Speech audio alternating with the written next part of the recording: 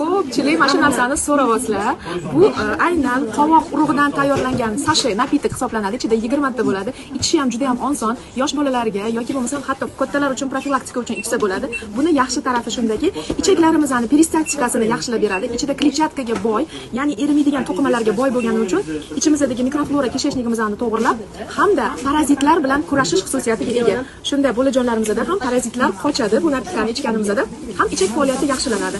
Unga qo'shimcha qilib, tozalash davrida yana biz vitamin C larni ham ichib yurishimiz kerak. Chunki qancha ko'p organizmimizga vitamin C bersak, shuncha organizmimizning immuniteti ko'tariladi va bolalarimiz shamollashi kamayishni boshlaydi. Bog'cha paytidagi bolalarga mana bunaqa shipuchkali yoki icholmayman degan insonlarga esa napitkali qilib ichadigan napitkalarimiz ham mavjud. Buni yaxshi tarafi shunda, asosiy vazifasi vitamin C bilan ta'minlash. Vitamin C esa bir kunda kamida 2 kilo olma yeganimizda olamiz. Bu yerda bir dona tabletkasi sizga sutочный normani beradi.